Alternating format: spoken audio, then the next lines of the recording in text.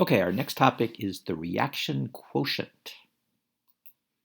The reaction quotient is used to determine how a reversible chemical reaction will shift to reach equilibrium. So in other words, we've so far have looked at equilibrium conditions, but what if we're not at equilibrium conditions? We know the concentrations. How will those concentrations shift? How will the reaction shift as it proceeds, goes to equilibrium?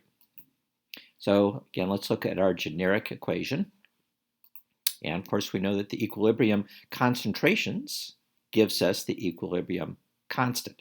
So I put in an EQ here just to distinguish between the equilibrium concentrations and these new concentrations, initial or given concentrations. So the reaction quotient, we use the letter Q to represent that, so we call that the reaction quotient. And the only difference between the equilibrium constant and the reaction quotient is that for the reaction quotient, the concentrations are the initial or given concentrations. In other words, we're not at equilibrium, we're at other concentrations. Right now, I'm going to show you a video from Bozeman's Science. He does a really nice job of walking you through this. This is about 3 or 4 minutes long.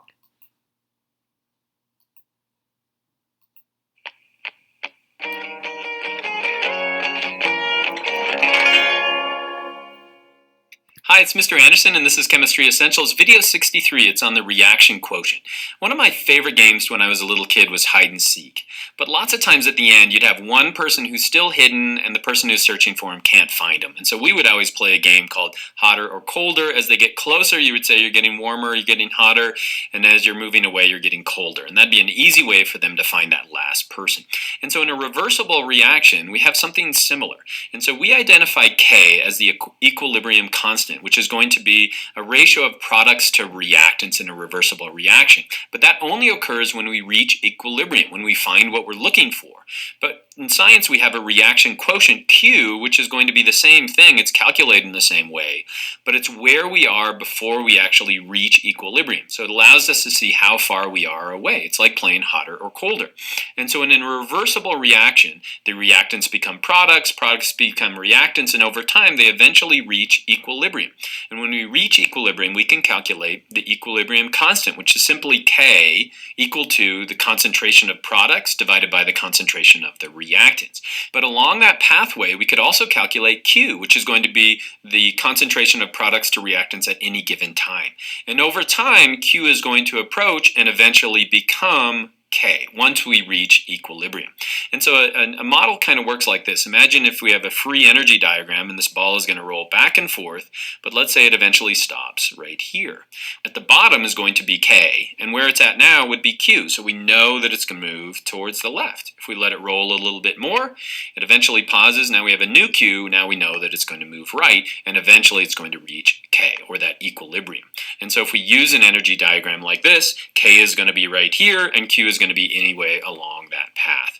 And so here I've got a model, which is essentially a reversible reaction model. On the left side, we've got a bunch of molecules. We'll call them A, and as they bounce over to the right side, they become B.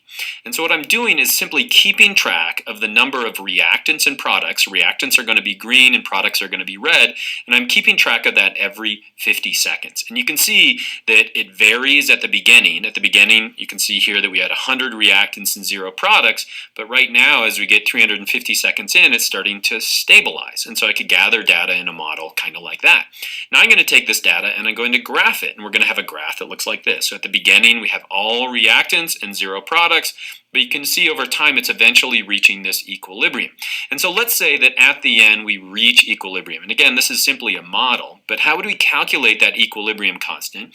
It's simply going to be the concentration of products divided by the concentration of reactants. And so if I were to calculate that, our products is 65 and our reactants is 35. And so let's say K is 1.9. And so at the end, when it reaches equilibrium, we'll say that our K value is going to be 1.9. Well, what's Q? Q is going to be values along the way before we reach equilibrium. And so what's going to be our Q at that first point? It's going to be 0. How did I calculate that? I simply took the number of products, which is 0, divided by the reactants, which is 100, and that's going to give me a Q value of 0. Now if I go to the next one, so if I go to 50, how am I going to figure that out? It's going to be my products, which are 0.42 divided by 0.58, and so that's going to be 0.72. And now let's watch what happens to our Q value as we move closer and closer to equilibrium. You can see it stabilizes here, but I simply don't have enough products. It's lower than that. Now I overshoot it and my Q value goes a little bit too high, and then it eventually approaches it and it eventually becomes K. Q and K are exactly the same thing. And so this is a model, but it shows you what's going on in a chemical reaction. K is what we have at the end, is Q, and Q is what we have along the way. And so if we were to summarize a little bit, in a reversible reaction, if my Q value is less than my K value, the reaction has to move to the right. What does that mean, move to the right? I have to convert more of my reactants into products. What happens if my Q value is greater than my K value? Then I have to move to the left. And what do I have when my Q value equals my K value? I'm at equilibrium, or they're going to be the same ratio. Now, it's sometimes hard to remember this, and so if you put it on a number line, it helps you quite a bit. If I put my Q and my K values on a number line like this, so K is where I want to be and Q is where I am, which way am I going to have to move along this number line? I'm going to have to move from the right to the left. So I'm going to have to move left. I'm going to have to convert more of my products into reactants so I can eventually reach K. Now this only works in a homogeneous kind of a state. In other words, if we were to look at liquids, and solids, or gases to solids, or gases to liquids, this reaction quotient is not going to work. Now if we... Okay, he's going to continue on into areas we need not go. Okay, so again, here is our generic equation. This is our equilibrium expression, and this is the reaction quotient expression, where its concentrations are the concentrations prior to equilibrium. All right, so let's look at the three possibilities. First, the equilibrium constant could be a larger value than the reaction quotient. Now, what does that mean? Well, it means that at equilibrium, the concentrations of the products will be larger, greater than they are prior to that. So again, if you look at the equilibrium expression, what we have in the numerator are the concentration of the products. So comparing the two values, the concentrations of the products must be a larger value at equilibrium because the equilibrium constant is a larger value. So the concentrations prior to that are less than they will be at equilibrium. So that means that as the reaction proceeds, we're going to be making more and more products. So therefore, to reach equilibrium, the reaction must shift to the right, meaning that we need to make more products so that the value of Q gets larger and larger until it finally is equal to the equilibrium constant. Again, using a little number line, as Mr. Anderson used, which is a nice way to look at it. So the numbers get larger as we go across the number line here. So in this case, if the equilibrium constant is a larger value than Q, then that means that the reaction is going to have to shift to the right. So Q is going to have to catch up to K by shifting to the right, making more products. Okay, let's look at the next possibility. Here, the equilibrium constant is a smaller value than the reaction quotient. And so that means just the opposite, that at equilibrium, we have less products than we do initially. So this means that to reach equilibrium, the reaction must shift to the left. So at the conditions given, we have more concentrations, or the concentrations of the products is a larger value than they will be at equilibrium. So that means that we need to lose products as it approaches equilibrium. So we're going to have to shift to the left. So again, using the little number line here, in this case, the reaction quotient is a larger value than Q. So the reaction is going to shift to the left as it approaches equilibrium.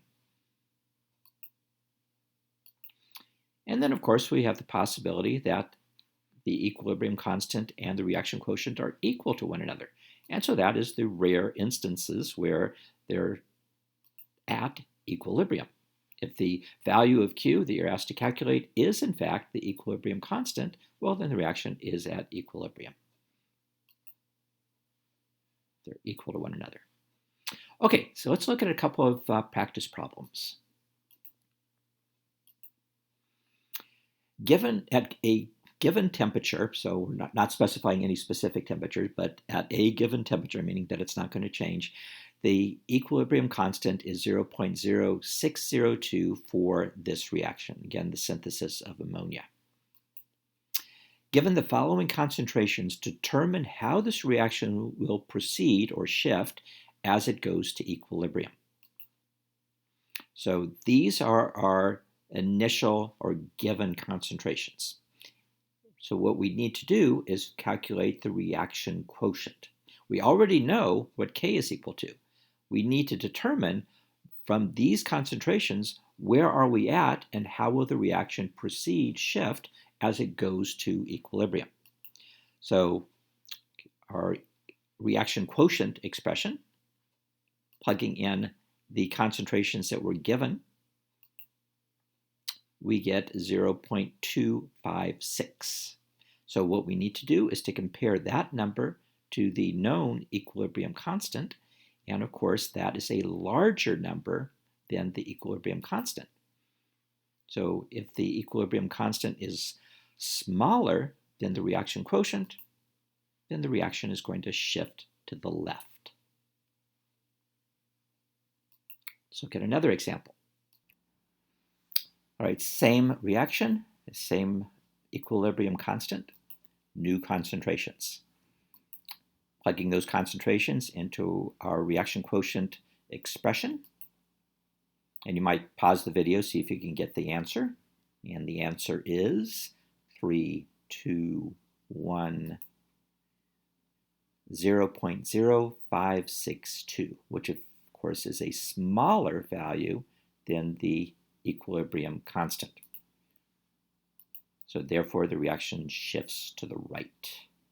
And this is your homework. You'll be given a chemical reaction, a equilibrium constant, and concentrations where you need to calculate the reaction quotient, compare the value that you get to the equilibrium constant, and determine how the reaction will proceed. Will it shift to the right or will it shift to the left? Or possibly it's at equilibrium if the concentrations given has you calculate a value equal to the equilibrium constant. Okay, that is it. That is the end of notes.